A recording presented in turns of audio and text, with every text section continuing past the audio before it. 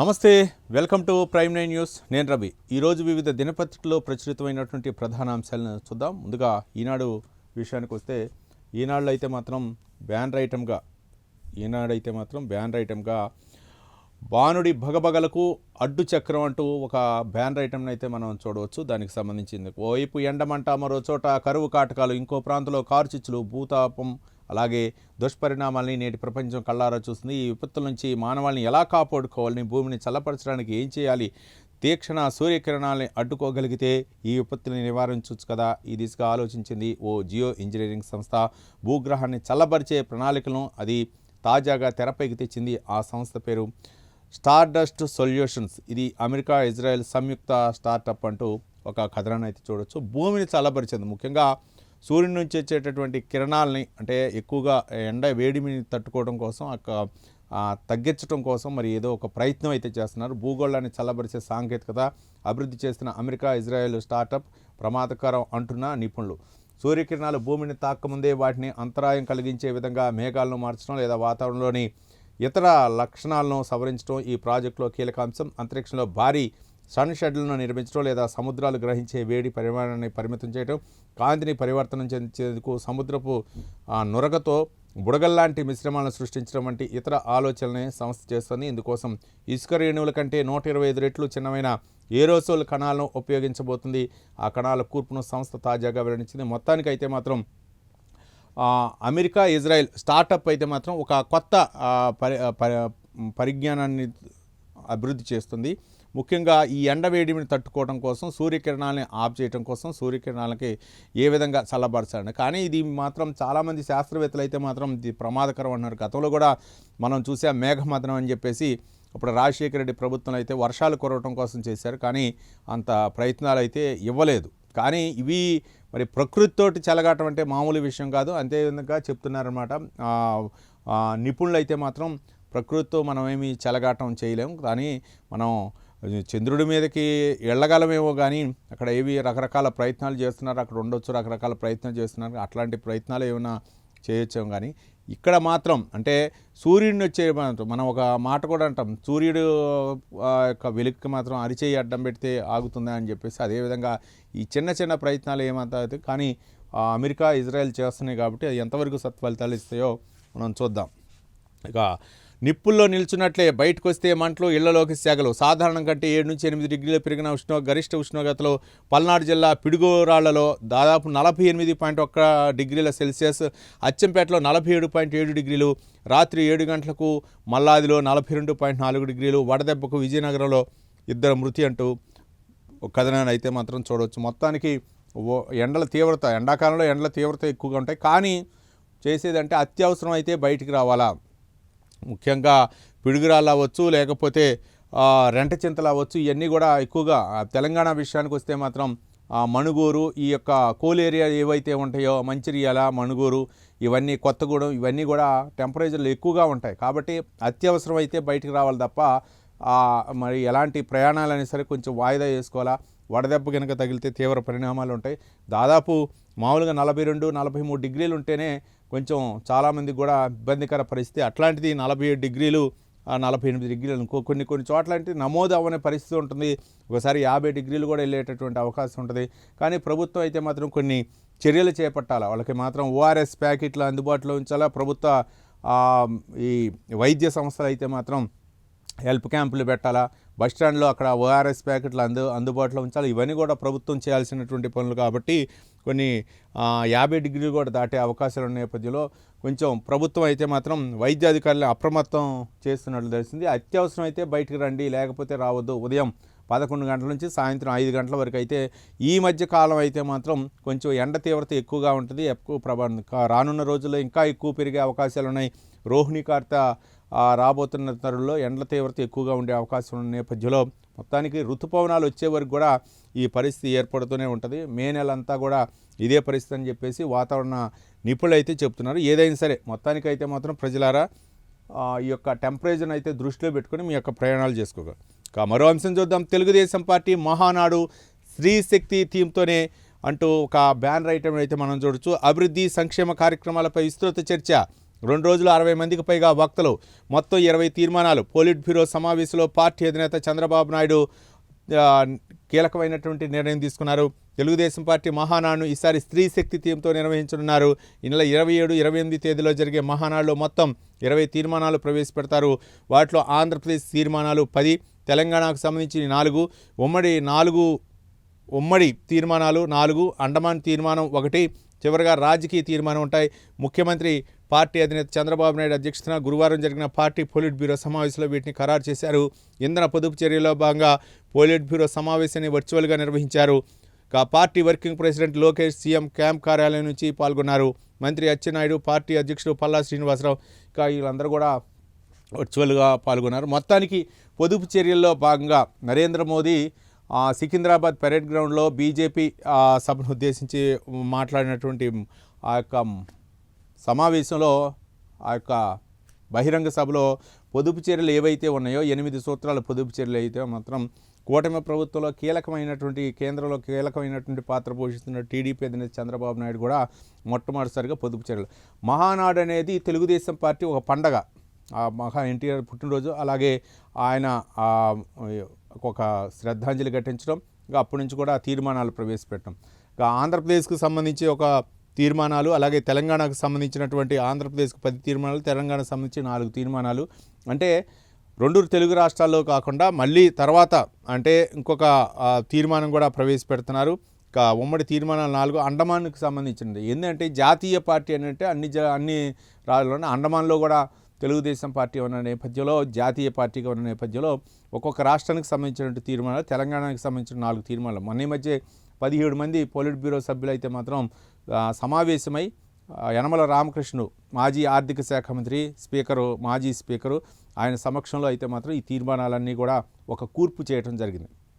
ఈసారి ఏంటంటే పొదుపు చర్యలో భాగంగా నెల్లూరులో పెట్టాలని చూశారు. ఫస్ట్ శ్రీకాకుళం తర్వాత నెల్లూరుకి షిఫ్ట్ జరిగింది. అక్కడ అందరూ కూడా అధికారులు ప్లేసు అన్నీ చూసి భారీ ఎత్తున ఏర్పాటు చేయాలని చెప్పేసి నెల్లూరు ప్రజాప్రతినిధులందరూ, తెలుగుదేశం ప్రజాప్రతినిధులు, ఎంపీలు, అలాగే ఎమ్మెల్సీలు వీళ్ళందరూ కూడా అక్కడ ల్యాండ్ చూసి చదును చేసి మొత్తం కూడా ఆర్భాటం చేస్తున్నటువంటి తరుణంలో మోదీ మాట్లాడినటువంటి వ్యాఖ్యలపై చంద్రబాబు నాయుడు ఒక కీలకమైన డెసిషన్ తీసుకు. ఇక్కడ మహానాడు కనుక 3-4 రోజులు కనుక వేస్తే పెట్రోలు వాహనాలు అవ్వచ్చు, డీజిల్ అవ్వచ్చు, విపరీతంగా మనం ఖర్చు చేయాల్సిన పరిస్థితి వచ్చింది. భారీ వ్యయం ఖర్చు చేయాల్సి వస్తుంది. నేపథ్యంలో ఇది కాదు, మనం మోదీ మాటకు కట్టుబడి మనం ఏం చేయాలంటే వర్చువల్గా అన్నీ కూడా వర్చువల్గానే నిర్వహించాలి. దాదాపు 60 మంది ఆటలో చేసినట్టు 60 మంది వక్తలు అయితే మాత్రం ఇక్కడ తెలుగుదేశం పార్టీ ప్రధాన కార్యాలయం నుంచి 60 మంది వక్తలు అయితే మాట్లాడే అవకాశం ఉంది. వాటిపై తీర్మానాలు, ఏ అంశాలపై ఎవరెవరు ఏం మాట్లాడాలనే దాని మీద ఒక కొలిక్కి వచ్చినట్లు తెలుస్తుంది. మొత్తానికి ఈ సంవత్సరం అయితే మాత్రం మహానాడులో స్త్రీ శక్తి థీమ్ తోటి ఇక సమావేశాలు నిర్వహించాలా, స్త్రీ శక్తి థీమ్ తోటి అని చెప్పేసి. మొత్తానికి మహిళా ఓటు బ్యాంకు అంటే జాతీయ పార్టీ అయినా సరే ఎక్కువగా తెలుగుదేశం పార్టీ ఆంధ్రప్రదేశ్లోనే కేంద్రీకృతమైన నేపథ్యంలో ఆ యొక్క తెలుగుదేశం పార్టీకి మహిళా ఓటు బ్యాంకే ఎక్కువగా ఉంటుంది అనమాట. ఇంకే పార్టీలు కూడా, ప్రాంతీయ పార్టీలు అనే వాటికి ఎక్కువ కూడా తెలుగుదేశం పార్టీకే ఎక్కువగా ఉంటుంది. అన్ని ప్రాంతీయ పార్టీలు ఎక్కువగా, జాతీయ పార్టీ అయినా సరే తెలుగుదేశం పార్టీ అయితే మాత్రం ఆంధ్రప్రదేశ్లో ఎక్కువగా ఉంటుంది. కాబట్టి ఎందుకు మహిళా ఓట్లు ఎక్కువగా ఉంటాయి అని అంటే, ఎన్టీ రామారావు అంటే పార్టీ వ్యవస్థాపక అధ్యక్షులైనటువంటి ఎన్టీ రామారావు అప్పట్లోనే ఆడవాళ్ళకి ఆస్తిలో సమభాగం అంటూ మొట్టమొదటి నిర్ణయం తీసుకున్నారన్నమాట. ఇవన్నీ కూడా మహిళలకు ఎక్కువగా వాళ్ళని రాజకీయాల్లోకి రాణించడం, వాళ్ళకి ఎక్కువగా రిజర్వేషన్ కల్పించడం, మహిళా అభ్యుదయానికి నాంది పలకటం, ఇవన్నీ కూడా తెలుగుదేశం పార్టీ ఒక మహిళా ఓటు బ్యాంక్కి ఒక పెట్టింది పేరని చెప్పొచ్చు. ఈ నేపథ్యంలోనే మహిళల ఓట్లు అనేది తర్వాత చంద్రబాబు నాయుడు ఆయన అధ్యక్షుడైన తర్వాత మహిళలకు అన్నమాట ఏంటంటే దీపం పథకం అవ్వచ్చు, లేకపోతే ప్రభుత్వ పథకాల్లో ఎక్కువగా మహిళలకే కేటాయించడం, అలాగే మరో పక్క పొదుపు సంఘాల పేరుతోటి పావలా వడ్డీకి రుణాలు ఇవ్వటం మహిళలకి, స్త్రీశక్తి పథకం ద్వారా, ఇవన్నీ కూడా ఒక తెలుగుదేశం పార్టీ ఒక వ్యూహాత్మకంగా ఓటు బ్యాంకుని, మహిళా ఓటు బ్యాంకుని కాపాడుకుంటూ వాళ్ళ యొక్క అభివృద్ధి కోసం కట్టెల పొయ్యి లేని సమాజాన్ని నిర్మించాలన్న ఉద్దేశంతో దీపం పథకం, సిలిండరు ఫ్రీగా ఇవ్వటం, అవన్నీ కూడా చంద్రబాబు నాయుడు తీసుకున్నటువంటి నిర్ణయాలు అనమాట.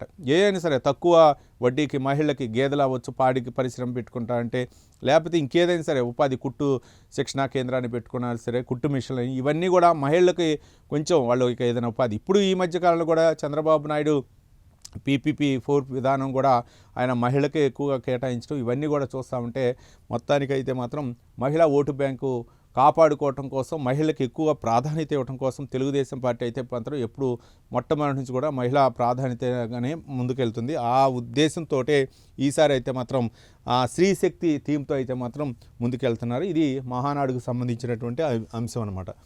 మరో అంశం మనం చూడొచ్చు. సైబర్ నేరగాళ్ళు అనమాట. సైబర్ క్రైమ్కి సంబంధించినటువంటి అంశం. రాష్ట్రంలో జరుగుతున్న సైబర్ నేరాల్లో అత్యధికంగా ఫిషింగ్ మోసాలే. వాటి తర్వాత పెట్టుబడులు, ట్రేడింగ్ పేరిట ఎక్కువ మోసాలు జరుగుతున్నాయి. గత ఏడాది ఏప్రిల్ నుంచి ఈ ఏడాది మార్చి వరకు రాష్ట్రంలో 41,755 సైబర్ ఘటనలో బాధితులు 667 కోట్లు నష్టపోయారు. వీటిపై విశ్లేషణ చేసిన పోలీస్ శాఖ ప్రధానంగా 10 రకాల సైబర్ మోసాలను గుర్తించింది. ముఖ్యంగా మోసాలు, వాటి బారిన పడకుండా జాగ్రత్త పడాలని చెప్పేసి కొన్ని సూచనలు అయితే చేశారు. మీ బ్యాంక్ ఖాతా బ్లాక్ అయిపోయిందని కేవైసీ అప్డేట్ చేయాలని చెబుతూ బ్యాంకు నుంచి పంపించినట్లుగా SMS, మెయిల్ లింకుల ద్వారా పంపిస్తారు. జాబ్ ఆఫర్లు, క్యాష్ బ్యాక్ ఆఫర్ల పేరిట ప్రలోభ పెడతారు. వాటిని క్లిక్ చేసి వివరాలు నమోదు చేయాలంటారు. క్లిక్ చేస్తే మీ ఖాతా ఖాళీ చేస్తారు. తెలియని లింకులు క్లిక్ చేయొద్దు, వాటికి వెళ్ళి మీ వివరాలను నింపొద్దు, OTPలు, పాస్వర్డ్లు చెప్పొద్దు, అనుమానాస్పద మెయిల్స్, SMSలు వదిలేయండి అంటూ అధికారులు అయితే మాత్రం చెప్తున్నారు. పెట్టుబడులు, ట్రేడింగ్ పేరిట మోసాలు. నకిలీ ట్రేడింగ్ యాప్లు సృష్టించి వాటిలో పెట్టుబడులు పెడితే 100% లాభం, రోజుకి దాదాపు 10,000 రూపాయల ఆదాయం, డబ్బు రెట్టింపు వంటి ప్రకటనలతో నమ్మిస్తారు. స్టాక్ టిప్స్, ఇన్సైడర్ సమాచారం పేరిట వాట్సాప్, టెలిగ్రామ్లో గ్రూపులు ఏర్పాటు చేసి మోసపూరిత సంస్థలో పెట్టుబడులు పెట్టిస్తారు. క్రిప్టో కరెన్సీ, ఫారెక్స్ ట్రేడింగ్ ద్వారా భారీ రాబడులు వస్తాయని నమ్మిస్తారు. పెట్టుబడి పెట్టించిన తర్వాత మొత్తం దోచేసి మాయమైపోతారు. మొత్తానికైతే మాత్రం జాగ్రత్తలు తీసుకోవాలని చెప్పేసి సైబర్ భద్రత వలన దాదాపు 41,755 సైబర్ ఘటనలో దాదాపు 667 కోట్ల రూపాయలు మొత్తానికి సైబర్ కేటుగాళ్ళు వాళ్ళు ఏ విధంగా అయినా ఇది చేస్తారు. ఈ మధ్య కాలంలోనే వృద్ధ దంపతులను కూడా టార్గెట్ చేసుకున్నారు. వాళ్ళకి మొత్తం కూడా కేవైసీ పేరుతో రకరకాల OTP చెప్పండి అని చెప్పేసి చెబుతూ ఉంటారు. లేకపోతే మీకు ఎక్కడి నుంచి ఎక్కడికి వచ్చు, మీ యొక్క ఎక్కడో చోట మీ యొక్క సమాచారాన్ని అయితే మాత్రం వాళ్ళు సేకరించి వాళ్ళు టార్గెట్ చేస్తున్నారు. మేము CBI నుంచి, లేకపోతే RBI నుంచి, లేకపోతే రకరకాల పేర్లతో ప్రభుత్వ అధికారులు అని చెప్తారు. ఈ మధ్య కాలంలోనే పోలీస్ డ్రెస్తో అయితే మాత్రం మేము ఎన్ఫోర్స్ నుంచి మాట్లాడుతున్నాం, మీ యొక్క ఖాతా మీకు అన్ఎక్స్పెక్టెడ్గా డబ్బులు వచ్చినాయి కాబట్టి మీరు అరెస్ట్ అవుతారు, కాబట్టి మేము చెప్పినట్లు వినండి అని చెప్పేసి ఈ మధ్యకాలంలోనే వృద్ధ దంపతులు వాళ్ళు దాచుకున్నటువంటి పెన్షన్ మొత్తాన్ని కూడా కాజేసినటువంటి సందర్భాలు. ఇవి ఒక్క కేసే కాదు, చాలా కేసులు అనమాట. వాళ్ళని రకరకాలుగా ప్రలోభ పెట్టి దశల వారీగా మన చేత్తోనే ఇవన్నీ కూడా ఆపరేట్ చేయటం, మన చేత్తోనే డబ్బులన్నీ కూడా స్వాహా చేస్తున్నాయి. ఇవన్నీ కూడా ఎక్కడ ఉంటాడో ఎవరో తెలియదు కాబట్టి ఇవన్నీ కూడా మోసాలు జరుగుతూ ఉన్నాయి. కాబట్టి అప్రమత్తంగా ఉండని చెప్పేసి ప్రభుత్వ అధికారులు అయితే మాత్రం చెబుతున్నారు. మొత్తానికి సైబర్ క్రైమ్ వల్ల అంటే ఏవైనా వచ్చిన లింకులను అయితే మాత్రం క్లిక్ చేయొద్దు. ఏ బ్యాంకు కూడా అంటే మనకు తెలిసినటువంటి జాతీయ బ్యాంకులు అవ్వచ్చు, లేకపోతే ఏ బ్యాంకులు కూడా OTP అయితే అడగరు. మీరు OTP చెప్పండి, మేము పలాని ఆంధ్ర బ్యాంక్, యూనియన్ బ్యాంక్ నుంచి చేస్తున్నాం, మేము SBI నుంచి చేస్తున్నాం చెప్పేసి ఏ అధికారి కూడా చెప్పు. మీకు ఏదైనా ఉంటే డైరెక్ట్గా బ్యాంకు వెళ్ళి ఒకరోజు కాకపోయినా మరుసటి రోజు అయినా సరే ఎప్పుడైనా వీలు పోయినప్పుడు వెళ్ళి మీ యొక్క వాస్తవాలను తెలుసుకోమని చెప్తున్నారు అధికారులు. ఎట్టి పరిస్థితుల్లో కూడా పోలీసు అధికారులకు చాలా సందర్భాల్లో టోల్ ఫ్రీ నెంబర్ ఇచ్చారు కాబట్టి ఆ టోల్ ఫ్రీ నెంబర్ కాల్ చేసి మీ యొక్క ఏదైనా సరే ఒకవేళ కనుక మోసం జరిగిందని అంటే వెంటనే కాల్ చేస్తే మాత్రం మీకు తక్షణ సహాయం చేసేటటువంటి అవకాశం ఉంటుంది, కొంచెం ఉపశమనం కలిగే అవకాశం ఉంటుంది. కాబట్టి ఎక్కువగా ఎవరైనా సరే మోసపూరితమైనటువంటి ఆ యొక్క మాటలను అయితే నమ్మొద్దు. మీరు హ్యాక్ అయ్యారు, లేకపోతే మీ అకౌంట్ని సీజ్ చేశామని మన ప్రమేయం లేకుండా బ్యాంకు దగ్గరకు పోయి మన ప్రమేయం లేకుండా అక్కడ అకౌంట్ అయితే సీజ్ అవ్వదు. కానీ ఈ సైబర్ కేటుగాళ్ళు లింకులు పంపిస్తే వాటిని చేస్తే మాత్రం క్లోజ్ అయ్యే పరిస్థితి ఏర్పడుతుంది. కాబట్టి మీ యొక్క చాలా జాగ్రత్తగా ఉండండి ప్రజలారా అని చెప్పేసి అధికారులు అయితే చెప్తున్నారు. రాష్ట్రానికి మరో 3,153 కోట్ల రూపాయల పెట్టుబడి అంటూ ఒక బ్యానర్ ఐటమ్ చూడవచ్చు. రెండో తయారీ కేంద్రం పెడుతున్న అమెరికా సంస్థ IFF నెల్లూరు జిల్లాలోని ఇఫ్కో కిసాన్ సెజ్లో ఏర్పాటు చేస్తున్నట్లు మనం అంశాన్ని చూడవచ్చు. నెల్లూరు జిల్లాలోని ఇఫ్కో కిసాన్ సెజ్లో అమెరికాకు చెందిన ఫార్చ్యూన్ 500 జాబితాలోని ఇంటర్నేషనల్ ఫ్లేవర్స్ ప్రోగ్రెన్స్ IFF ఇంక్ సంస్థ దాదాపు 3,153 కోట్ల పెట్టుబడి పెట్టనుంది. ఫ్లేవర్స్ అలాగే సుగంధ ద్రవ్యాలు, ఆహార పదార్థాలు, ఆరోగ్య, బయోసైన్స్ రంగాల్లో అగ్రగామిగా ప్రపంచవ్యాప్తంగా ఈ సంస్థ గుర్తింపు పొందింది. 2 దశల్లో సంస్థ పెట్టుబడులు పెట్టనుంది. ఈ ప్రధాన ప్రతిపాదన ద్వారా భారీ మొత్తంలో విదేశీ ప్రత్యక్ష పెట్టుబడులు రాష్ట్రానికి రానున్నాయి. 2031 నాటికి మొదటి దశ పూర్తి. మొదటి దశలో 1653 కోట్ల సంస్థ పెట్టుబడిగా పెట్టనుంది. నిర్మాణ పనులు 2028 సెప్టెంబర్ నాటికి పూర్తి చేయాలన్నది లక్ష్యం. 2031 నాటికి యంత్రాల ఏర్పాటు పూర్తి చేసి సెప్టెంబర్ నాటికి పూర్తి స్థాయిలో ఉత్పత్తిలోకి రావాలన్నది ప్రతిపాదన. ఈ సంస్థకు ఏపీ ఇండస్ట్రీ డెవలప్మెంట్ పాలసీ కింద మెగా ప్రాజెక్టు కేటగిరీలో ప్రోత్సాహాలు చెల్లించాలని ప్రభుత్వం నిర్ణయించింది. రెండో దశలో 1500 కోట్ల రూపాయలు పెట్టుబడి పెట్టనుంది. నిర్మాణ పనులు 2032 జూలై నాటికి యంత్రాలను అమర్చే పనులను 2034 నాటికి పూర్తి చేయాలన్నట్లు ప్రతిపాదనలో పేర్కొంది.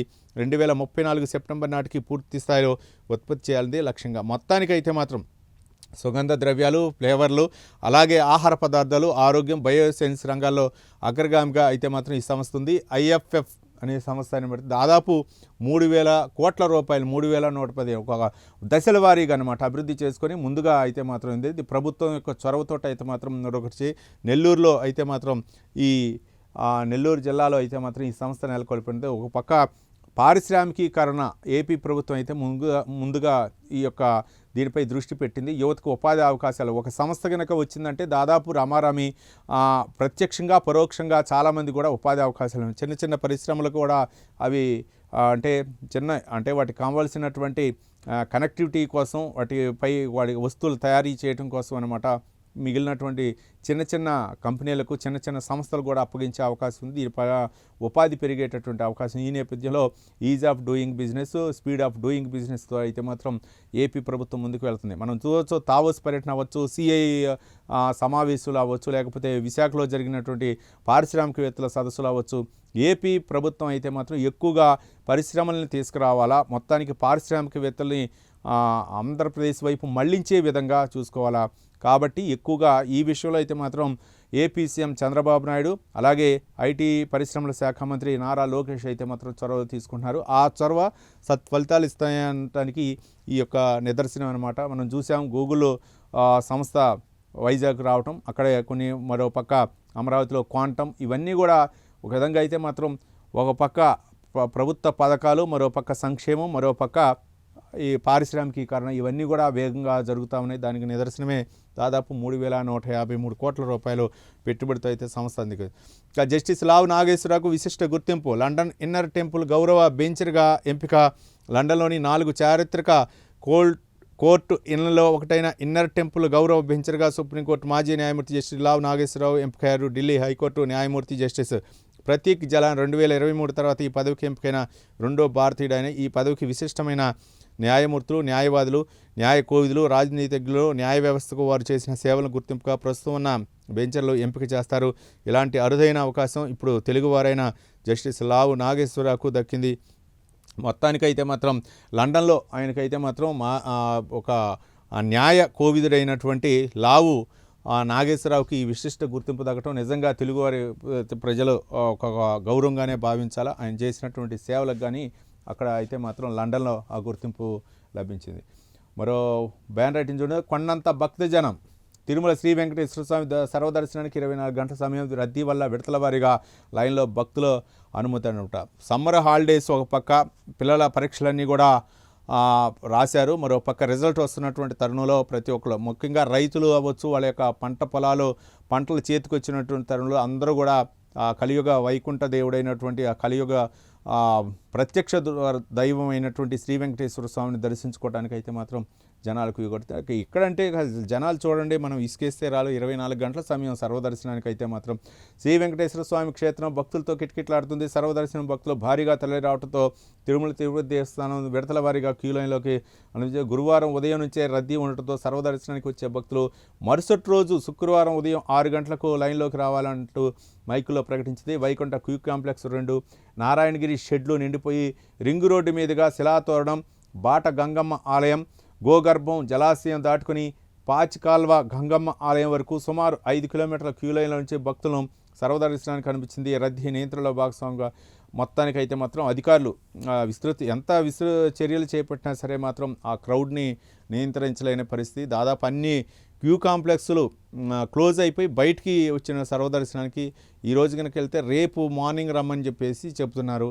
కానీ చాలామంది కూడా క్యూ కాంప్లెక్స్లో ఉంటారు. కాబట్టి ఇది కూడా అంటే అధికారులు ఎంత చెప్పినా సరే చాలామందికి అనమాట తెలియదు. క్యూ కాంప్లెక్స్లోకి వెళ్ళిపోయిన తర్వాత చాలామంది కూడా ప్రజలు గమనించండి, ఎవరైనా సరే మనం ఎటువంటి ఆధార్ కార్డు ఏమీ లేదు, ఎటువంటి స్లాటు బుక్ చేసుకోలేదు. కానీ వెంకటేశ్వర స్వామి దర్శనం కావాలనుకున్నటువంటి సామాన్య భక్తులకు చెప్తున్నా, మామూలుగా వెళ్ళిపోండి. సర్వదర్శనానికి వెళ్ళిపోయిన తర్వాత ఆధార్ కార్డు కూడా లేకపోతే మీకు ఒక టోకెన్ ఇస్తారన్నమాట. మీ ఫోటో స్కాన్ చేసి ఒక టోకెన్ ఇస్తారు. ఆ టోకెన్ తీసుకొని ఏ కాంప్లెక్స్ దగ్గరికి అయితే పోయారో, 23వ కాంప్లెక్సా 24 కాంప్లెక్స్ దగ్గరికి వెళ్ళారో అక్కడ నుంచి మళ్ళీ రీఎంట్రీ అవడానికి అనమాట. అక్కడ అంటే దాదాపు మీకు 24 అవర్స్ టైం ఇచ్చారు, లేకపోతే 8 గంటల సమయం ఇచ్చారు, లేకపోతే 10 గంటల సమయం ఇచ్చారనుకోండి క్యూ కాంప్లెక్స్లో.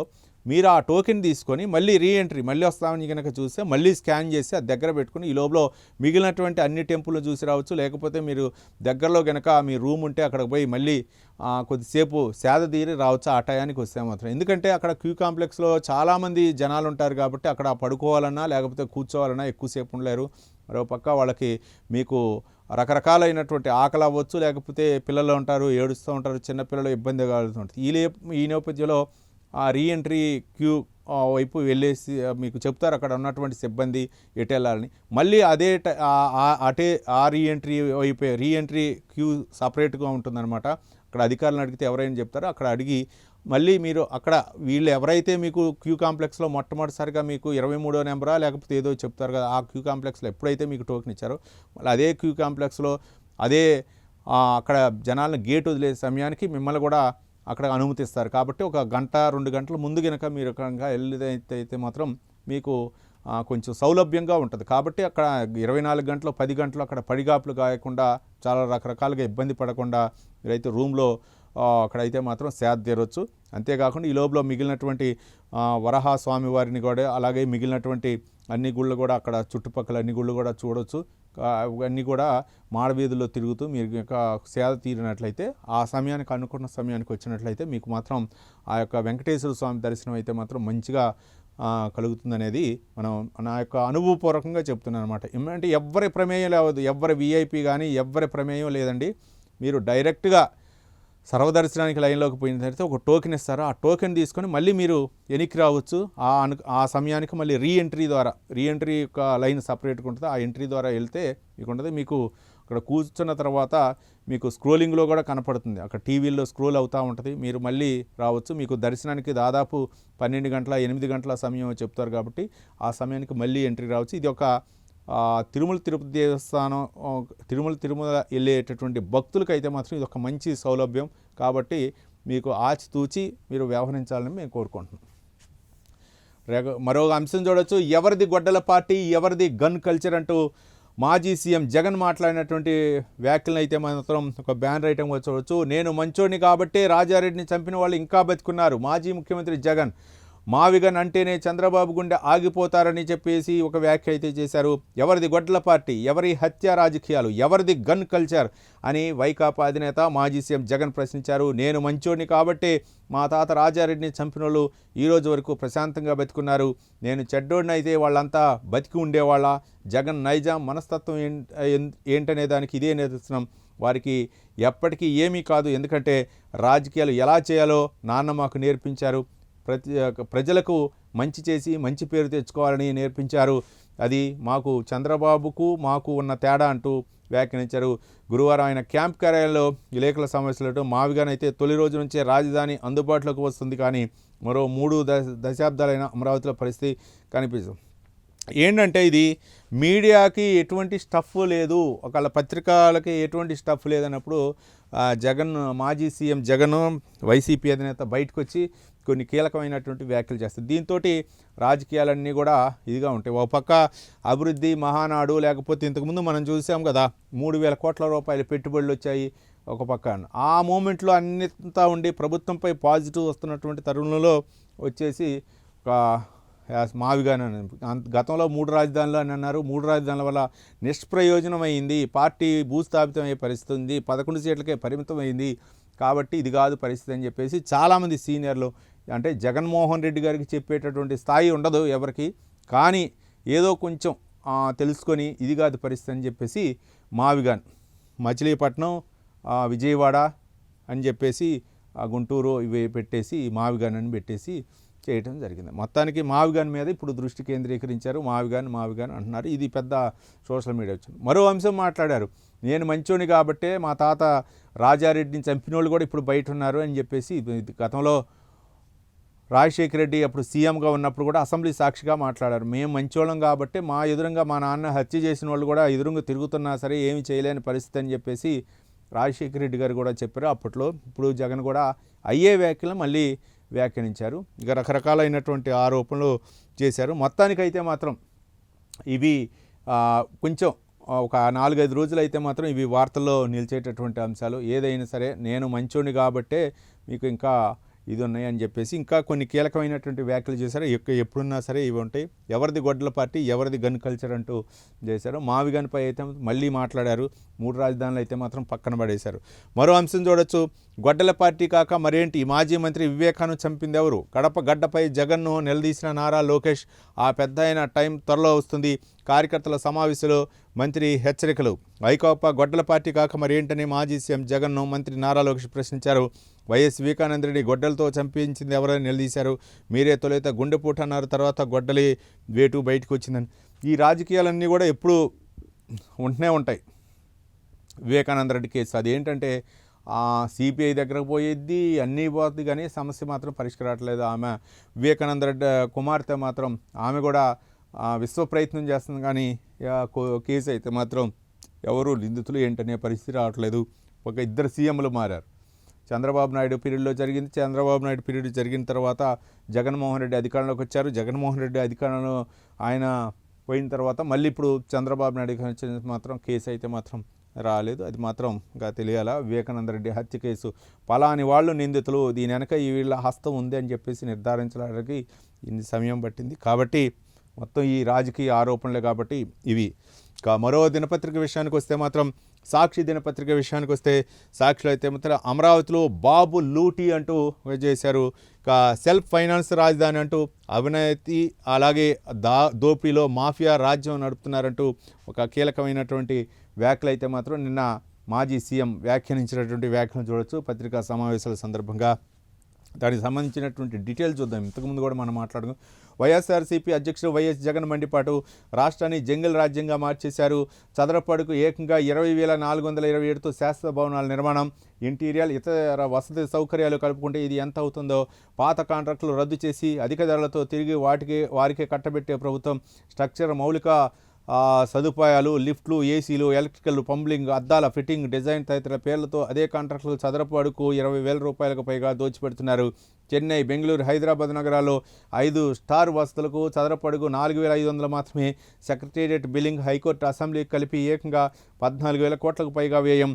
బినామీలకు రాజధానిలో రోడ్ల పక్కన, రైతులకు కుంటల్లో చెరువులు, ప్లాట్లు అంటూ అంటే రాజధాని రైతులు మాకు వద్దో బాబు అని చెప్పేసి నేను పక్కన పెట్టారు. రాజధాని రైతులకు వాళ్ళకి ఎంత ఇచ్చేది చేస్తాం. కానీ ఇక్కడ ఒకటి చెప్పారు, బినామీలకు రాజధానిలో రోడ్ల పక్కన, రైతుల కుంటలో రైతులు ఆందోళన చేస్తారు. రైతులు వచ్చి నిన్ను అడిగి గగ్గోలు పెడితే నువ్వు మాట్లాడాలి. కానీ రైతులు ఏం మాట్లాడలేదు కదా. నిన్నొచ్చి కలిసి మాకు సమస్య పరిష్కరించు జగన్ బాబు అని చెప్పేసి అని అంటే, కానీ వాళ్ళు ఏం మాట్లాడినప్పుడు నువ్వు వాళ్ళ గురించి ఎట్లా మాట్లాడతావు? అమరావతి వద్దు అని చెప్పేసి అక్కడ నువ్వు మధ్యలో నువ్వు వెంచరేసి పేద ప్రజలకు ఇవ్వాలని చూసావు రైతుల పొలాల్లో. కానీ అట్లా దాని గురించి అసలు ఈ జగన్ మాజీ సీఎం జగన్ ఏ విధంగా మాట్లాడతారో మనకైతే అర్థం కాని పరిస్థితి. రాష్ట్రాన్ని జంగిల్ రాజ్యంగా మార్చేశారంటూ నిన్న అయితే మాత్రం ఒక వార్తలు నిలిచేటటువంటి వ్యాఖ్యలు చేశాయి. ఎవరిది గన్ కల్చర్, ఎవరి హత్య రాజకీయాలు, చంద్రబాబును కడిగి పారేసిన జగన్ అంటూ సాక్షి దినపత్రికలు అయితే మాత్రం హైలైట్ చేసి చూపించారు. మా కుటుంబంలో 3 కోల్పోయాం. మా తాతను చంపింది ఎవరో, వారిని కాపాడింది ఎవరో. మా నాన్న అసెంబ్లీలో బెదిరించి మీరే కదా, తర్వాత 1-2 రోజులని ఆయన మరణించింది కదా అని చెప్పి. తాత రాజారెడ్డిని చంపించింది, అది ఫ్యాక్షన్ రాజకీయం, అది పక్కన పెట్టండి. తర్వాత మళ్ళీ వాళ్ళ నాన్న బెదిరించి అసెంబ్లీకి ఎట్లా వస్తావో చూస్తా అని చెప్పేసి ఆనాడు అసెంబ్లీలో మాట్లాడినటువంటి మాటలని జగన్ మళ్ళీ మాట్లాడారు. చంద్రబాబు నాయుడు ఆ రోజు అసెంబ్లీకి ఎట్లా వస్తామని చెప్పేసి ఉన్న మాటలు. హెలికాప్టర్ ప్రమాదంలో తర్వాత 3వ రోజు 2వ రోజు చనిపోయారని చెప్పేసి ఆ మాటలని వ్యాఖ్యానించారు. మరి ఆ 3వ రోజు హెలికాప్టర్ ప్రమాదం జరిగింది, తర్వాత ప్రభుత్వం నీదొచ్చింది. అంతకుముందు నుంచి ప్రజల్లో దాదాపు 151 సీట్లు ఇచ్చారు. దాని మీద ఎంక్వైరీ చేసి కేంద్ర ప్రభుత్వానికి కూడా నువ్వు మద్దతు ఇచ్చావు. కేంద్ర ప్రభుత్వం కూడా అనుకూలం నుంచి 5 సంవత్సరాలు ఏం చేశావు జగన్ రెడ్డి గారు? దాదాపు ఇవన్నీ కూడా రాజకీయ అంశాలు అనమాట. ఏదో ఒకటి రాజకీయాలు మాట్లాడాలా, డైవర్ట్ చేయడం కోసం అనమాట రాజకీయాలు. ఇది ఒక రాజకీయ నిపుణులు అంచనా వేస్తున్నారు. ఇది ఒక డైవర్ట్ పాలిటిక్స్ అనమాట. మొత్తానికి నిన్న జగన్మోహన్ రెడ్డి మళ్ళీ 10-15 రోజుల తర్వాత మళ్ళీ వచ్చే అవకాశాలు ఉన్నాయి. ఇక మరో అంశం చూడొచ్చు. హామీలకు వెన్నుపోటు. అప్పుడు సంపద సృష్టిస్తారని చెప్పి ఇప్పుడు సంతానమే సంపద అంటున్నారు. రాష్ట్రంలో 2 ఏళ్ళుగా కనిపిస్తున్నది ఒకటే, బాబు షూరిటీ మోసం గ్యారంటీ అంటూ ఆ యొక్క పథకాలపై కూడా విమర్శలు చేశారు. సీఎం చంద్రబాబుపై వైఎస్ జగన్ ఆగ్రహం. అధికారంలోకి రాగానే పెట్రోల్ డీజిల్ ధరలు తగ్గిస్తామని హామీ ఇచ్చారు. 2 ఏళ్ళైంది, తగ్గపోగా పెట్రోల్ డీజిల్ లీటర్కు ₹4 పెరిగింది. 2015లో పెట్రోల్ 31% వ్యాట్, డీజిల్ 22.5% వ్యాట్ విధించి చంద్రబాబు ఎన్నికల మేనిఫెస్టోలో ఇచ్చిన మాట ప్రకారం ధరలు తగ్గించాల్సిందే అంటూ ఆయన పెట్రోల్ ధరలు అనేవి కేంద్ర ప్రభుత్వం పరిధిలో. సాక్షాత్తు ఈయన మంత్రివర్గంలో ఉన్నటువంటి కొడాలి నాని వ్యాఖ్యానించినటువంటి వ్యాఖ్యలు మనకు సోషల్ మీడియాలో వైరల్ అవుతూ ఉన్నాయి. అప్పుడు బూతులతోటి అనమాట, బూతులతోటి పెట్రోలు డీజిలు గ్యాస్ ఈ ధరలన్నీ కూడా ఎక్కడ ఉంటాయి, కేంద్ర ప్రభుత్వం ఆ పరిధిలో ఉంటాయి. నువ్వు కేంద్ర ప్రభుత్వం అనుకుంటున్నా. అప్పుడు కూడా టీడీపీ ఈ విధంగానే ప్రశ్నించింది. పెట్రోల్ డీజిల్ ధరలు ఇట్లా పెరుగుతున్నాయి, రాష్ట్ర ప్రభుత్వంలో ఏం పట్టించుకోవాలి. అప్పుడు కొడాలి నాని, అప్పుడు వైసీపీలో ఉన్నటువంటి కొడాలి నాని మంత్రి, ఆయన మంత్రిగా చేశారు. తర్వాత గుడివాడ ఎమ్మెల్యేగా ఓడిపోవడం జరిగింది. అయితే ఆయన ప్రశ్నించింది ఏంటంటే, పెట్రోల్ డీజిల్ ధరలు ఎవరి పరిధిలో ఉంటాయి, కేంద్ర పరిధిలో, కేంద్రాన్ని అడగకుండా మమ్మల్ని ఎందుకు అడుగుతున్నారని చెప్పేసి కొన్ని బూతుల మాటలు కూడా మాట్లాడటం జరిగింది చంద్రబాబు నాయుడు. ఆ విధంగా చేశాను. మరి ఇప్పుడు ఈయన పరిధిలోకి వచ్చినప్పుడు ఈయన కూడా అదే చెప్పాలి కదా, కేంద్రాన్ని మీద ఒత్తిడి తీసుకురండి అని చెప్పేసి బాగుంటుంది. మేము కూడా వస్తాం, మేము కూడా వైసీపీ కూడా మీకు సహాయ సహకారాలు అందిస్తాం. 3 పార్టీలు ఉన్నాయి కాబట్టి బీజేపీ, జనసేన అలాగే టీడీపీ, మేము కూడా వచ్చి కేంద్రంపై ఒత్తిడి తీసుకొస్తాం అన్నప్పుడు అసెంబ్లీకి పోయి అడగాల. అసెంబ్లీలో సమావేశాలు ఏనుంటే 11 మంది తీసుకొని 11 కాదు కదా 5 ఉన్నా సరే ప్రశ్నించాల్సినటువంటి అవసరం ఉంది జగన్మోహన్ రెడ్డి గారు. 5 ఇచ్చారనుకోండి, 11 మంది ఇచ్చారు, 11 మంది కూడా కాదు 5 ఉన్నా సరే ఒంటరి పోరు చేస్తున్నారు జగన్ అనేటువంటి ఒక సానుభూతి కూడా వస్తుంది.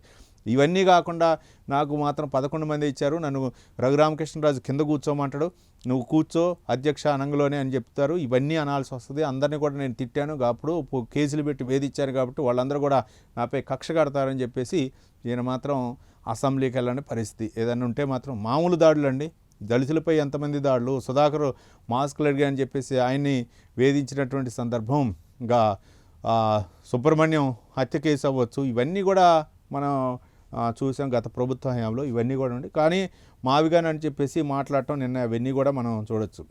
మరో ఇది కేంద్రానికి సంబంధించింది. మరో అంశం, కొత్త సంస్కరణలు తెద్దాం, ప్రజల జీవన ప్రమాణాలు మెరుగు కోసం చర్యలు తీసుకోండి. శతవదంత స్వాతంత్ర దినోత్సవాల కల్లా సర్వతోముఖాభివృద్ధి సాధ్యం అవ్వాలి. కేంద్ర మంత్రి మండలి సమావేశంలో ప్రధాని దిశానిర్దేశం. ప్రశ్నించే వారికి సంఖ్యలో రాష్ట్రంలో సోషల్ మీడియా సెన్సార్షిప్ అంటూ ఒక అంశాన్ని కూడా మనం చూడవచ్చు. మొత్తానికైతే మాత్రం ప్రధాని నిన్న కేబినెట్ సమావేశంలో కొన్ని మాత్రం మంత్రిమండలి సమావేశంలో దిశానిర్దేశం చేయడం జరిగింది. కొత్త సంస్కరణలు తెద్దామని చెప్పేసి ఆయన విదేశీ పర్యటన ముగించుకున్న సందర్భంగా ఆయన కొన్ని కీలకమైనటువంటి వ్యాఖ్యలు అయితే చేశారు. ఇంకా పని చేయనివ్వకుండా అడ్డుకున్న ఫీల్డ్ అసిస్టెంట్, ఈ విషయంలో జనసేన నేతల నుంచి తీవ్ర ఒత్తిడి ఉందన్న సదరు ఉద్యోగి. ఉప ముఖ్యమంత్రి, మనం ఏ దినపత్రిక చూసినా సరే ఎంతో కొంత అభివృద్ధి లేకపోతే ఏదో ఒకటి కొంత అభివృద్ధి జరగవచ్చు, కొంత ఇంత లోపం జరిగింది, దీన్ని సరిదిద్దండి, అధికారులు నీళ్లు నములుతున్నారని చెప్పేసి ఇవ్వచ్చు. కానీ ఇక్కడ మొత్తం ఈ అన్నీ కూడా వ్యతిరేకంగానే ఉంటాయి. కాబట్టి వాటికి సంబంధించి నేను జగన్మోహన్ రెడ్డి మాట్లాడినవచ్చు, లేకపోతే ఇది మీరు వైఎస్ఆర్సీపీ వాళ్ళు ఉపాధి పని ఇవ్వం అంటూ ఏదో వ్యాఖ్యానించినటువంటి వ్యాఖ్యలు అయితే మాత్రం చేశారు. ఇంకా నిప్పులు కుంపట్లుగా రాష్ట్రం, ఇంతకుముందు కూడా మనం టెంపరేచర్ గురించి అయితే మాట్లాడుకున్నాం. మండే ఎండలో ముంచెత్తిన వాళ్ళు, దేశవ్యాప్తంగా ఎండలో హోరెస్తున్న వేళ ఉత్తర భారత ప్రజలు సూర్య ప్రతాపం నుంచి భారీ ఉపశమనం కలిగే విషయాన్ని వాతావరణ శాఖ ప్రకటించింది. వెస్టర్న్ డిస్టర్బెన్స్ కారణంగా ఉత్తర భారతాన్ని భారీ వర్షాలు ముంచెత్తున్నాయని వెల్లడించింది.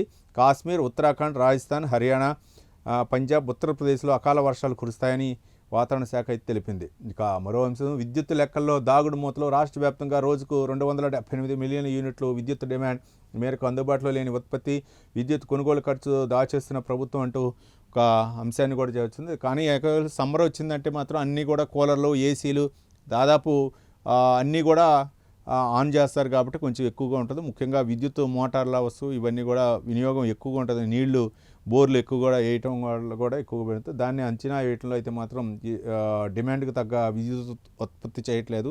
అంతేకాకుండా కొంచెం గోల్మాల్ జరిగిందని చెప్పేసి ఒక ఐటెం అయితే జరిగింది. 28న బక్రీద్ సెలవు. రాష్ట్ర ప్రభుత్వం బక్రీద్ సందర్భంగా ఈ నెల 28వ తేదీ సాధారణ సెలవు దినంగా ప్రకటించింది. నెలవంక ఆధారంగా బక్రీద్ను ఈ నెల 27కు బదులు 28న నిర్వహించుకున్నట్లు వక్ఫ్ బోర్డు స్పష్టం చేసింది. ఇక 27న ప్రభుత్వ కార్యాలయాలన్నీ యథావిధిగా పనిచేస్తాయి. ఇదైతే మాత్రం ఒకటి గుర్తుంచుకోవాలా, ముస్లిం సోదరులు కావచ్చు అందరూ కూడా ప్రభుత్వ సెలవు దినం కాబట్టి 27కు బదులు 28 నిర్వహించాలని చెప్పేసి ఆ రోజు వక్ఫ్ బోర్డు చేసిన ఒక విజ్ఞప్తి మేరకు అయితే ప్రభుత్వం అయితే మార్చడం జరిగింది. మొత్తానికి 27 అయితే మాత్రం యథావిధిగా ప్రభుత్వ కార్యాలయాలు పనిచేస్తాయి. 28 అయితే మాత్రం ప్రభుత్వ సెలవుగా ప్రకటించడం జరిగింది. మరో దినపత్రిక విషయానికి వస్తే మాత్రం ఇక ఆంధ్రజ్యోతి విషయానికి వస్తే ఆంధ్రజ్యోతిలో మాత్రం బ్యానర్ ఐటమ్గా నిన్న జగన్మోహన్ రెడ్డి మాట్లాడినటువంటి వ్యాఖ్యలు అయితే మాత్రం బ్యానర్ ఐటమ్గా ప్రచురించింది. నేను మంచోడిని, గంజాయి వనంలో తులసి మొక్కను, విశ్వసనీయతలో రాజకీయాలు చేస్తున్న హత్యలు కుట్రలతో చంద్రబాబు రాజకీయాలు, వైఎస్ మరణం ఇప్పటికీ మిస్టరీయే, మా తాత తండ్రి హత్యలో వేళన్నీ చంద్రబాబు వైపే చూస్తున్నాయి, అనుకూల మీడియా ముందు జగన్ ప్రసంగం అంటూ ఒక కథనాన్ని చూడొచ్చు. ఇంతకుముందు మనం మాట్లాడుకున్నాం అవే అంశాలన్నమాట. నేను జగన్మోహన్ ఏమైంది జగన్ ప్రెస్ మీట్ పేరిట విచిత్ర విన్యాసాలు, వైఎస్ను రిలయన్స్ చంపింది నాడు దాడులు, దీని వెనుక చంద్రబాబు ఉన్నారని నేడు ఆరోపణ, రాజారెడ్డి వివేక హత్యలు ఆయన పనేనట, మరి సీఎంగా ఉండగా దర్యాప్తు చేయించలేదేం, రాష్ట్రానికి రాజధాని లేకుండా చేసింది ఎవరు, జగన్ తీరుపై వైసీపీ శ్రేణిలోనే. ఇంతకుముందు మనం ఇది చదవకముందే మనం కొంచెం మాట్లాడుకున్నాం. ఏంటంటే 5 సంవత్సరాలు సీఎంగా ఉన్నావు, రాష్ట్రం మొత్తం నువ్వు ఏదంటే అది, మొత్తానికి జత్వానికి సంబంధించినటువంటి కేసు అవ్వచ్చు, లేకపోతే ఏ కేసు నువ్వు పలానోళ్ళకి ఇది రెఫర్ చేస్తే వాళ్ళకి మంచి క్లీన్ చిట్ ఇచ్చావు, పలానోళ్ళని లోపల ఏంటంటే వేయటం, పలానోళ్ళని రాజమండ్రి పంపండి అంటే రాజమండ్రి పంపించారు, ఎక్కడ కావాలంటే అక్కడ రఘురామకృష్ణరాజుని పిచ్చకొట్టుడు కొట్టనంటే పిచ్చకొట్టుడు కొట్టారు, ఏది కావాలంటే అది చేసి పడేశారు. కానీ ఎందుకు నువ్వు ఈ రెండింటి మీద దర్యాప్తు చేసుకుని, మీ తాత మీద మీకు కొంచెం గౌరవం ఉండేది కదా, మా రాజారెడ్డిని హత్య చేసిన వాళ్ళకి ఉరిశిక్ష చేయించాను ప్రభుత్వ పరంగా, లేకపోతే న్యాయం చట్టం పరిధిలో తీసుకువెళ్ళి ప్రభుత్వం చేయాల్సినటువంటి కార్యక్రమాలు చేపించామని చెప్పేసి ఒక గౌరవంగా ఉండేది, చట్టం ముందు దోషులుగా నిలబెట్టాము వాళ్ళని చెప్పేసి. ఇంకొకటి వివేక హత్య కేసులో ఆయన పనినట్ట అని చెప్పేసి ఒక ఐటెం మనం చూడవచ్చు. వివేక హత్య కేసులో మనం ఇంతకుముందు కూడా మాట్లాడుకున్నాం, వివేక హత్యని ఎవరు చేశారు ఏంటి, ఫస్ట్ గుండెపోటు అన్నది మీరే కదా, తర్వాత మళ్ళీ అక్కడ పోయి హత్య జరిగిందని చెప్పేసి చేశాను, దీని వెనక ఎవరు ఉన్నారు, ఒక సీఎం చేసే మాజీ సీఎం నువ్వు ఎందుకు దర్యాప్తు జరిపించలేకపోయావు, నువ్వు సీఎంగా 5 సంవత్సరాలు ఉండి మళ్ళీ అధికారంలోకి వస్తాం కానీ ఆ కేసు రూపుమారిపోయిందని, మళ్ళీ ఇప్పుడు టీడీపీ కూటమి అధికారంలోకి వచ్చాక మళ్ళీ దాన్ని ప్రతి సభల్లో ఈ వస్తుంది సందర్భం, మళ్ళీ దానిపై ఏం జరగదు. కానీ వీటన్నిటి కూడా మరి ఏ విధంగా రాజకీయ విమర్శలే తప్ప లేకపోతే ఏమైనా చర్యలు తీసుకుంటా మనం చూడు. కాదు నరరూప రాక్షసుడివి అంటూ ఒక కథనం, తన తాత తండ్రి కూడా ఏబిఎన్ ఆంధ్రజ్యోతి చర్చల పేర్లతో పార్థసారథి రెడ్డి అయితే మాత్రం స్పష్టీకరణ చేశాడు. నేను కోర్టు నుంచి వస్తుంటే రాజారెడ్డి వర్గీయులు నన్ను నరికారు, మా వాళ్ళు ఆయన్ను నరికారు, ఆ హత్య కేసులో మమ్మల్ని వదిలేశారంటాం పచ్చి అబద్ధం, మా వాళ్ళలో 11 మందికి జీవిత ఖైదు, వైఎస్ సీఎం అయ్యాక పేరోలు రాకుండా చేశారు, మా మైనింగ్లు రద్దు చేశారు, మా ఇళ్లను నేలమట్టం చేశారు, ఆర్థిక బలాలను దెబ్బతీశారు, నన్ను చంపేందుకు సూట్ కేసు బాంబు పెట్టారు, ఈ కేసులో జగన్ కూడా ఉన్నారు, తప్పించారు, కోడూరులో 19 మందిని చంపారు, దేవగుడి కుటుంబం మందు పెట్టి శివారెడ్డిని చంపించారు, పరిటాల హత్య ప్లాన్ తండ్రి కొడుకులు తులసిరెడ్డి రామచంద్రపై హత్య కేసులు పార్థసారథి రెడ్డి వ్యాఖ్యానించినటువంటి వ్యాఖ్యలను చూడవచ్చు. మొత్తానికి ఆ కేసులో అయితే మాత్రం ప్రధానమైనటువంటి ఎక్కడా వదిలిపెట్టారు, జగన్ రెడ్డి మాట్లాడినటువంటి మాటలకి పార్థసారథి రెడ్డి కౌంటర్ ఇచ్చారు, ఎక్కడ వదిలిపెట్టారు, ఆ కేసులో ఉన్న వాళ్ళందరికీ ఇచ్చేశారు, చంపారు, కొంతమంది అయితే మాత్రం జైల్లో ఉన్నారు, పెరోల్ రాకుండా అప్పుడు వైఎస్ రాజశేఖర రెడ్డి అధికారంలోకి వచ్చాక అడ్డుకున్నారు, మొత్తానికి 19 మందిని చంపారు, మొత్తానికి అయితే మాత్రం 11 మందికి అయితే మాత్రం జీవిత ఖైదు, వైఎస్ రాజారెడ్డి హత్య కేసులో అయితే మాత్రం 11 మందికి జీవిత ఖైదు పడ్డది, మొత్తానికి పేరోల్ రాకుండా అడ్డుకున్నారు.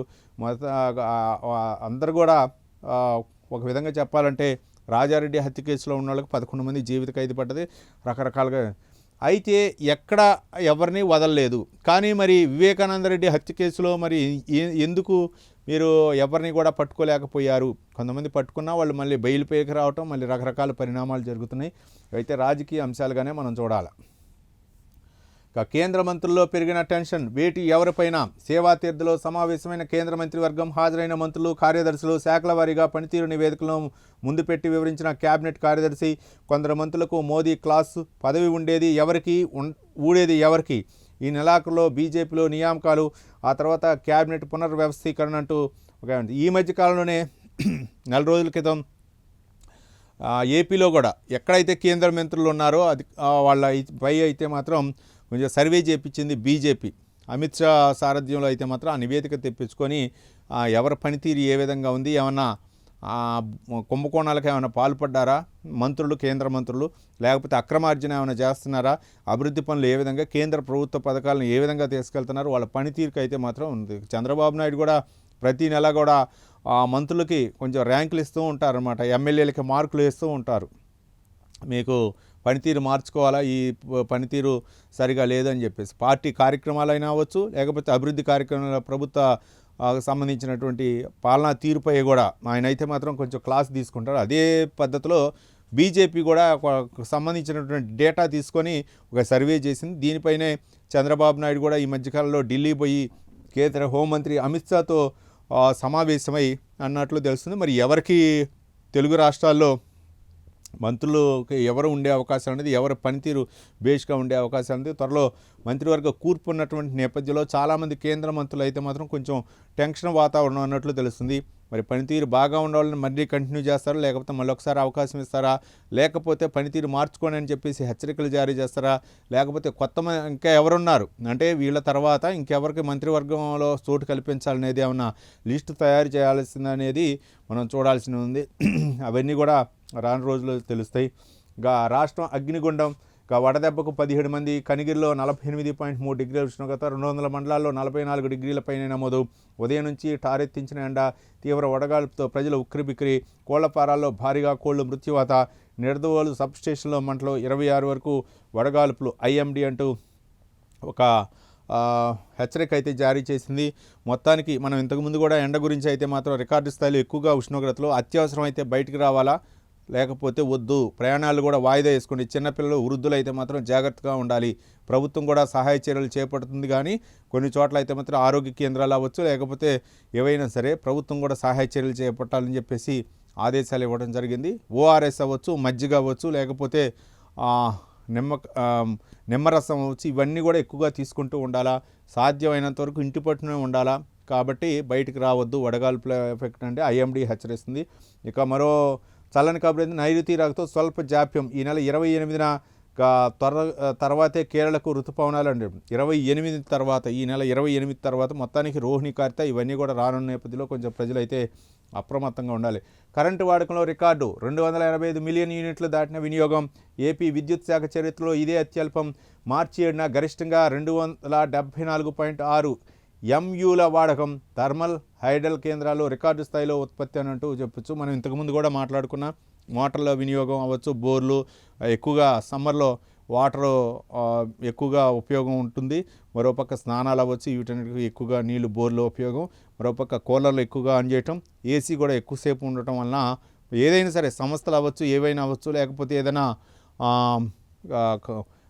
మన సాఫ్ట్వేర్ కంపెనీ అయితే మాత్రం వాళ్ళకి పొద్దాకులు ఏసీ ఉండాల్సిందే. ఆ యొక్క సిస్టాలకు, అంటే వ్యక్తులకు సంబంధం లేదు, ఉద్యోగస్తుల కోసం కాకపోయినా సరే ఆ సిస్టాలకు అయితే మాత్రం ఎక్కువగా ఆ యొక్క ఏసీ ఉండాల్సినటువంటి అవసరం ఉంది. ఇక కొన్ని కంపెనీలకి వాటన్నిటి కూడా ఎక్కువగా ఈ యొక్క సమ్మర్లో ఎక్కువగా వాడటం జరుగుతూ ఉంటుంది. కాబట్టి చాలామంది కూడా ఎక్కువగా కూలర్లో, ఎక్కువగా ఎలక్ట్రికల్ ఐటమ్స్ వినియోగం ఎక్కువగా ఉంటుంది. కాబట్టి ఇక మర్యాదగా లోన్ రికవరీ. ఏజెంట్లు దుర్భాషలాడడం, వేధించడం కుదరదు. ఉదయం 8 నుంచి రాత్రి 7 వరకే కస్టమర్లకు ఫోన్ చేయాలి. మిత్రులు, బంధువులకు ఫోన్ చేయరాదు. వ్యక్తిగత సమాచారాన్ని సోషల్ మీడియాలో పెట్టడం నేరం. రికవరీ ఏజెన్సీలకు IIBF సర్టిఫికెట్ తప్పనిసరి. ఏజెన్సీల వివరాలను బ్యాంకులు తమ సైట్లో చూపాలి. లోన్తో ఫోన్ కొని డిఫాల్ట్ అయితే ఆ ఫోన్ను బ్యాంకులు పూర్తిగా బ్లాక్ చేయరాదు. RBI కఠిన నిబంధనలు అంటూ ఒక విధంగా ఎవరైతే లోన్ కట్టలేదో వాటికి సంబంధించినటువంటి ఎప్పుడు పడితే అప్పుడు ఫోన్లు చేయటం అవన్నీ ఇబ్బందికరం అని చెప్పేసి ఒక అంశాన్ని అయితే మనం చూడవచ్చు. కాబట్టి RBI కొన్ని మార్గదర్శకాల్లో కొన్ని జారీ చేసింది.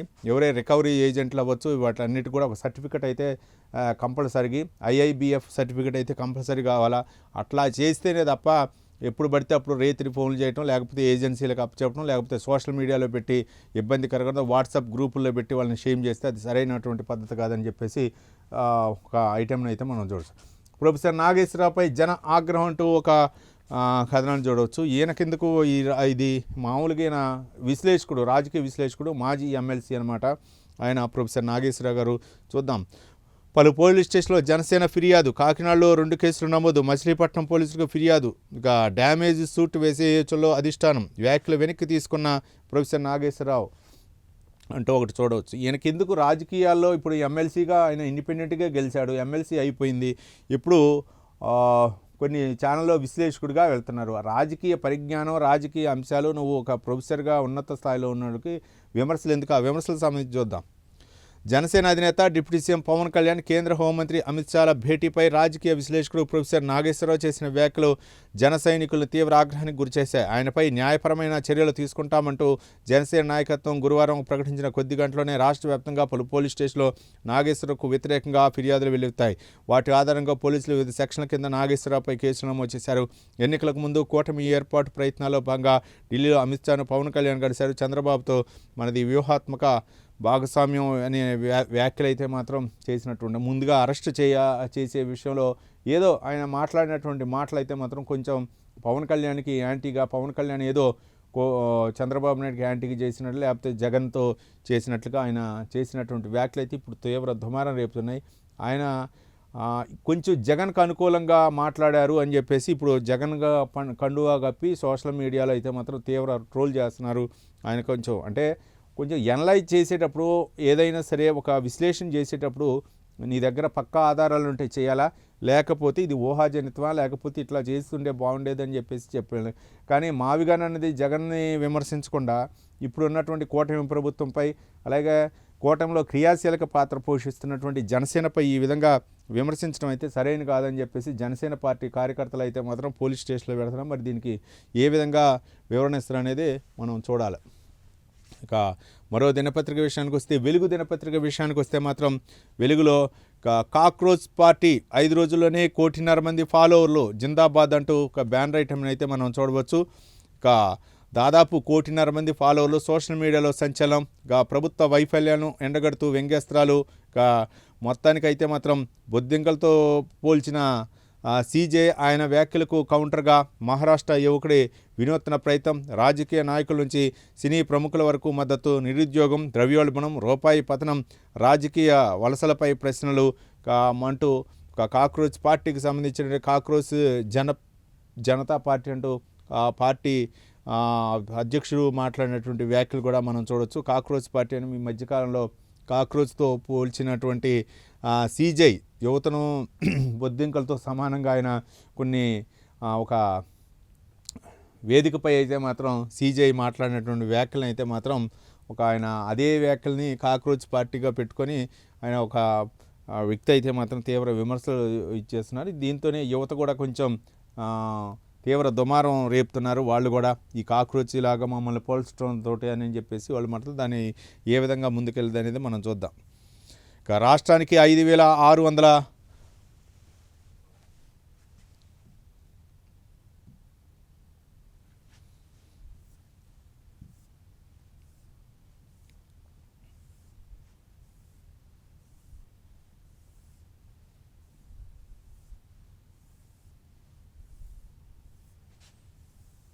రైట్.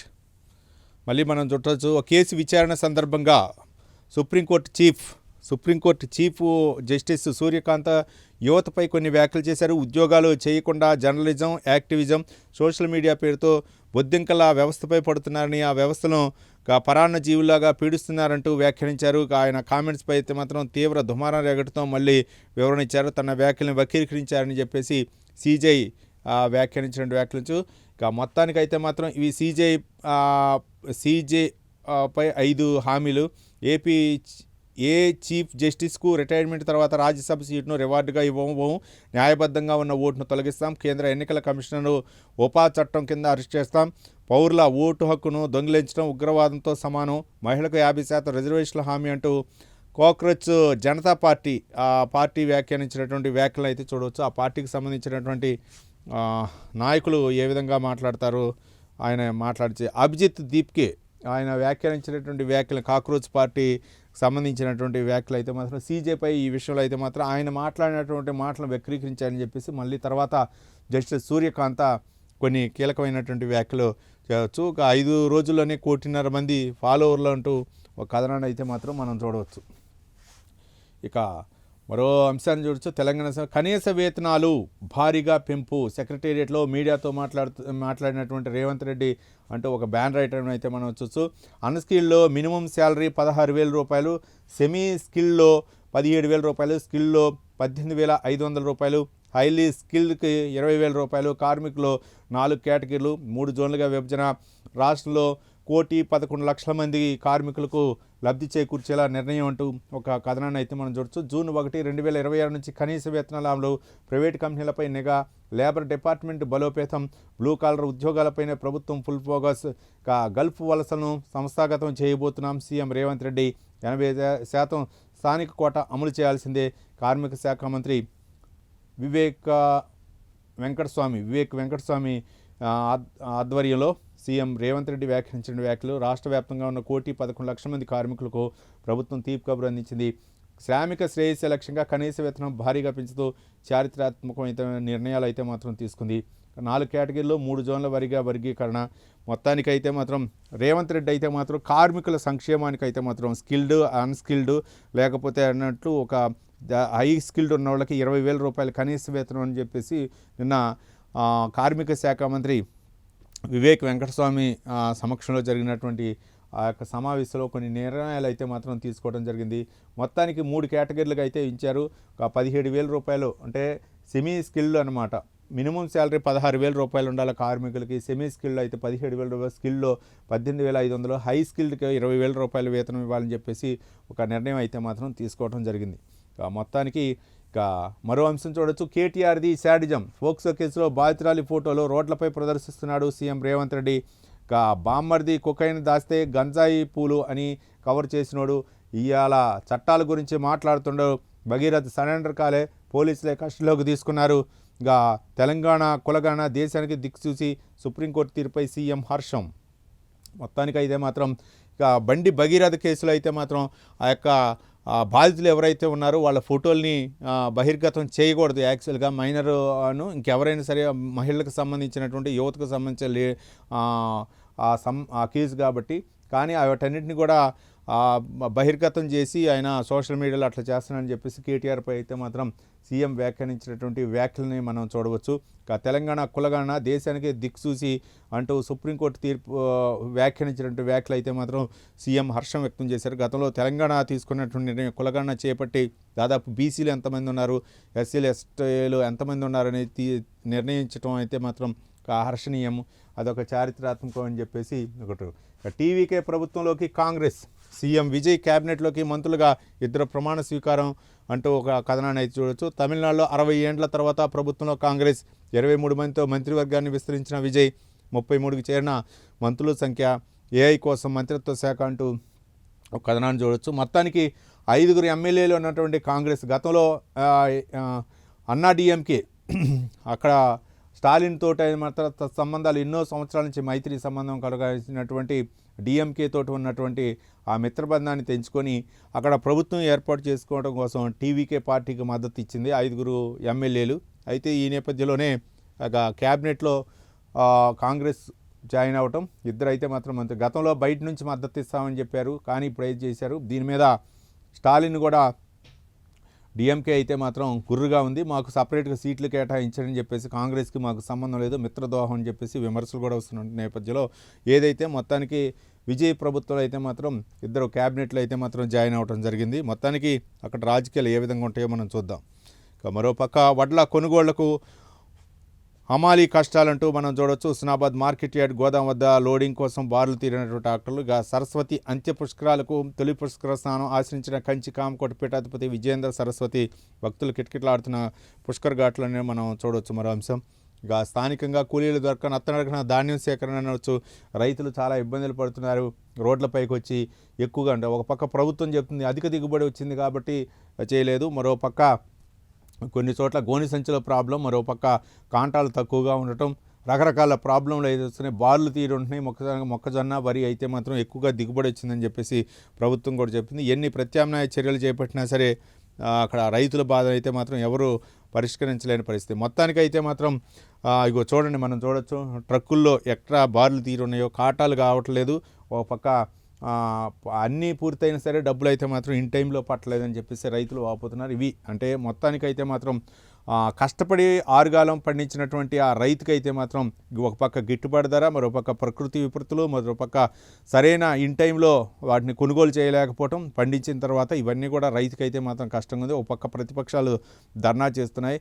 ఎన్ని కొనుగోలు కేంద్రాలను ఏర్పాటు చేసినా సరే వాళ్ళకైతే మాత్రం మళ్ళీ ఇందులో ఈ పంటలో తరుగు, అలాగే తాలు, లేకపోతే తేమ శాతం ఇవన్నీ కూడా తీస్తున్నటువంటి తరుణంలో రైతు అయితే మాత్రం కుదేలైన పరిస్థితి.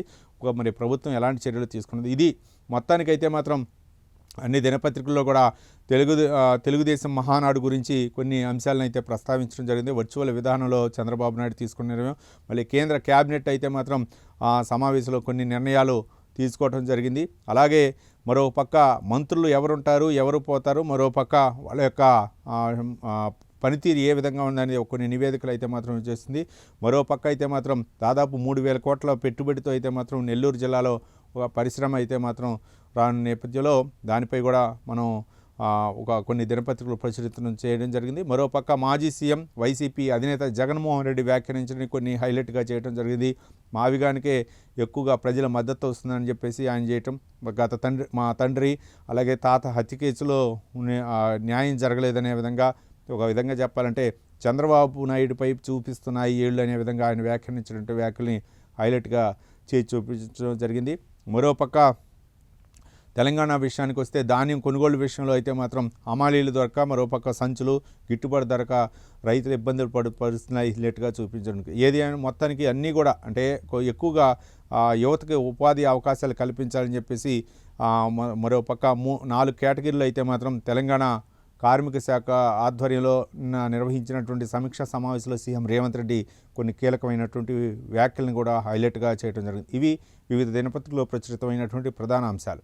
రేపు మళ్ళీ వివిధ దినపత్రికల్లో ప్రచురితమైన ప్రధాన అంశాలపై విశ్లేషణ కొనసాగిద్దాం. చూస్తూనే ఉండండి ప్రైమ్ 9 న్యూస్.